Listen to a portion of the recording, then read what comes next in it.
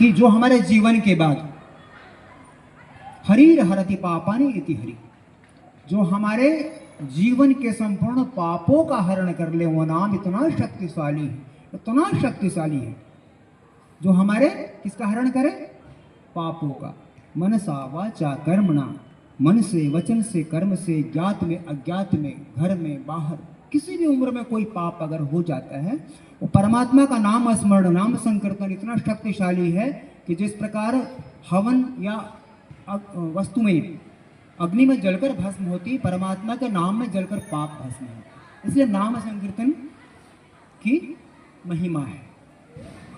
हरे एक वो हो गया हरिर हरति पापानि। दूसरा, इस संसार में आप सोचते कि मरने के बाद पाप कटा या नहीं कटा कौन देखने आएगा, तो नहीं भाई, इस जीवन में भी जो आप जीवन जी रहे हैं, आपको प्रतिदिन तनाव है, क्लेश है, अभाव है, चिंता है, दुख है, कभी मानसिक व्यथा है, शारीरिक व्यथा है, दैहिक दैविक भौतिक, तो कहते हैं कि क्लेशम हरतीति हरि, सभी प्रकार के।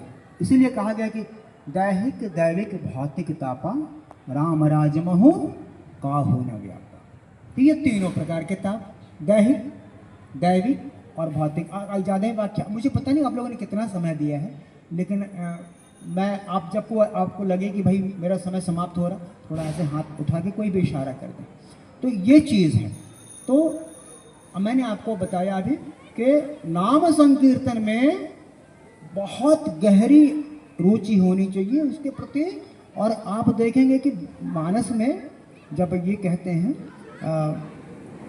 बाबा तुलसीदास, तो उन्होंने परमात्मा के सभी स्वरूपों का वर्णन करने के बाद सबसे श्रेष्ठ नाम को माना है। ये अब जो और इतर ध्यानात्मक सत्संग वाले होंगे, जैसे राधा स्वामी सत्संग है, कोई और दूसरे सत्संग में जाता होगा जहाँ ध्यान की प्रणाली सिखाई जाती होगी, तो वहाँ इन चौपाइयों का बड़ा प्रयोग किया जाता है ना। तो जैसे कि बहुत उन्होंने कहा, आप लोगों ने तो बहुत पढ़ा भी होगा, हमसे बहुत बुजुर्ग लोग भी बैठे हैं, मैं सबको नमन निवेदित करता हूँ, और याद आप करेंगे तो आपको याद हो जाएगी कि आपने पढ़ा होगा, मानस पढ़ा होगा। तो बहुत कहा उन्होंने, गणपति नाम के प्रभाव से पूजे गए, माता नाम के प्रभाव से शक्तिशाली हुई, भगवान शिव हमेशा नाम को ही लेके और काशी में मरने वालों को मुक्ति प्रदान करते हैं।